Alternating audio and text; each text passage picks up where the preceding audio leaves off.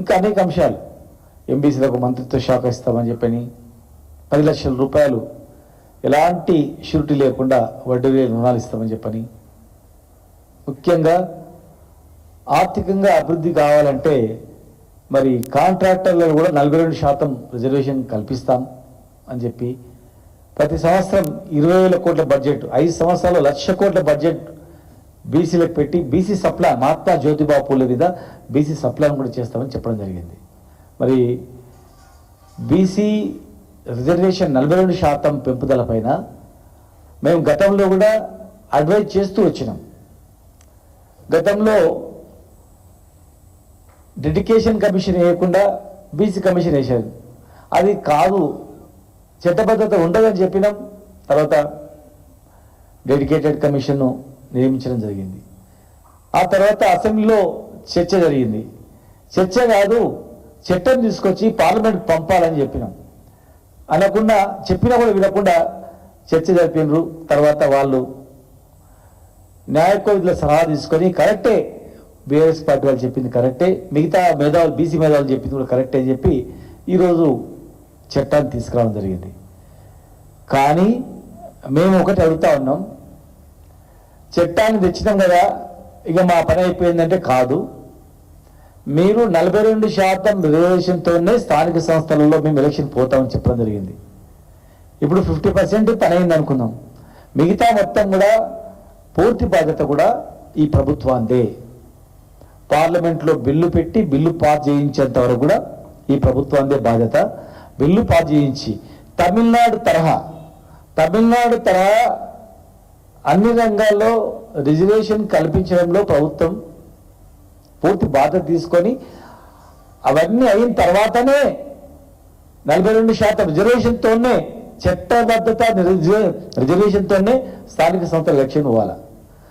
రేపు పార్లమెంట్లో మరి ప్రధానంగా ఈ దేశాన్ని పరిపాలించినవి కాంగ్రెస్ ఇతర బీజేపీ ఇతర పార్టీలు మాత్రమే పరిపాలించినాయి. ఇప్పుడు రాహుల్ గాంధీ గారు బీసీ నినాదంతో మరి చాలా అంశాలు ఎక్కడ మాట్లాడుతూ ఉన్నారు. ఇప్పుడు పార్లమెంట్కి వచ్చింది, అక్కడ ప్రతిపక్ష నాయకుడు. భారతీయ జనతా పార్టీ కూడా మేము బీసీల పట్ల చాలా చిత్తశుద్ధి ఉంది, రేపు తెలంగాణలో మేము బీసీనే ముఖ్యమంత్రి చేయబోతున్నాం, బీసీలకే రాజ్యాధికారం ఇస్తామని చెప్తున్నాం. సరే, ఇప్పుడు మీ చేతిలో ఉన్నటువంటిది ఒక 42% స్థానిక సంస్థల రిజర్వేషన్. ఇమ్మీడియట్గా వెంటనే చట్ట సవరణ చేసి తమిళనాడు తరహా ఎలాంటి చిక్కులు రాకుండా తమిళనాడు తరహా ఇక్కడ రిజర్వేషన్తో స్థానిక సంస్థలలో విద్యా ఉద్యోగాలలో 42% రిజర్వేషన్తో ముందుకు పోయేటట్లు మరి భారతీయ జనతా పార్టీ కూడా ప్రధాన భూమిక పోషించాల్సిన అవసరం ఉంది. ప్రభుత్వం వారిదే కనుక ప్రతిపక్ష పార్టీ అధికార పార్టీ దేశాన్ని పరిపాలించే రెండు కూడా ఇవాళ బీసీ నినాదంతో ముందుకు పోతా ఉన్నారు. బీసీఏ ప్రధానమంత్రిని చెప్తా ఉన్నారు. మరి ఇక్కడ బీసీలకు వచ్చినటువంటి అంశం పైన చిత్తశుద్ధితో పార్లమెంట్లో బిల్లు పాస్ చేసి మరి ఇక్కడ పంపాల. మేము ఇక్కడ చట్టాన్ని తయారు చేసినాం, ఇక మాకు సంబంధం లేదు, నీ కాంగ్రెస్ అనొద్దు, ఇది మాది కాదు కాంగ్రెస్ పార్టీదని బీజేపీ అనొద్దు. రెండు పార్టీలు సమన్వయంతో ఖచ్చితంగా బిల్లు పాస్ చేసి పంపాలని చెప్పని మరి దానికి పూర్తి బాధ్యత కాంగ్రెస్ ప్రభుత్వాన్ని, అక్కడ బీజేపీ ప్రభుత్వాన్ని అని తెలియజేస్తా ఉన్నాం. కాంగ్రెస్ ప్రభుత్వానికి మేము ఒకటి రిక్వెస్ట్ చేస్తా ఉన్నాం, ముఖ్యమంత్రి గారికి, మీ చేతిలో ఇక్కడున్న అంశాలు.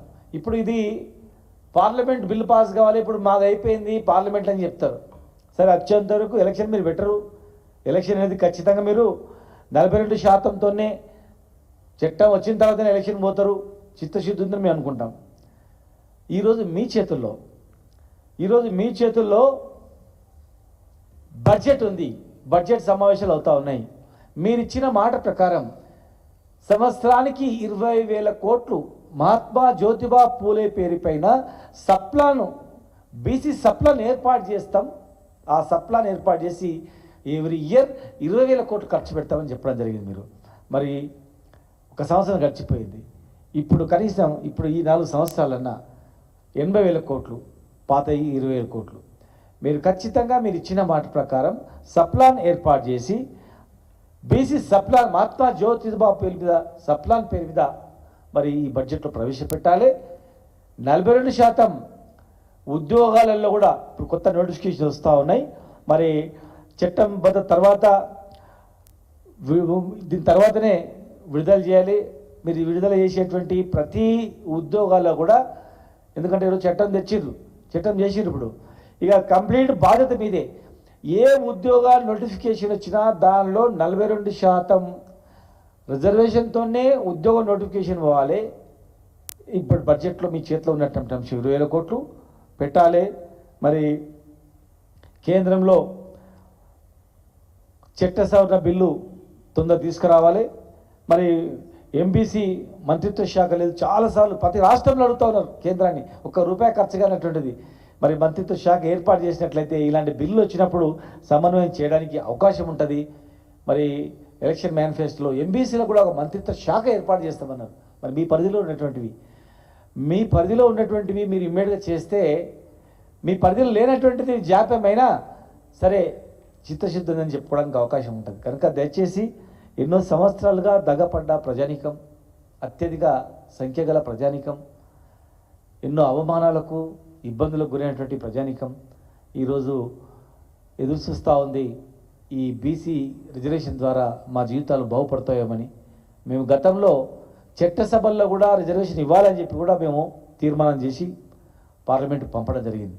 కనుక దాని మీద కూడా రేపు జరగబోయేటువంటి బీసీ బిల్ సమయంలో చట్టసభలో రిజర్వేషన్ పైన కూడా చర్చించాలని, ఈ దేశం బాగుపడాలంటే, ఈ దేశంలో గొడవలు అల్లర్లు లేకుండా ప్రశాంతంగా ఉండాలంటే, అందరికీ సమానత్వంగా అభివృద్ధి జరగాలంటే కేవలం చట్టసభలలో రిజర్వేషన్ ద్వారా మాత్రమే న్యాయం జరగగలుగుతుంది, అప్పటి వరకు కాదు.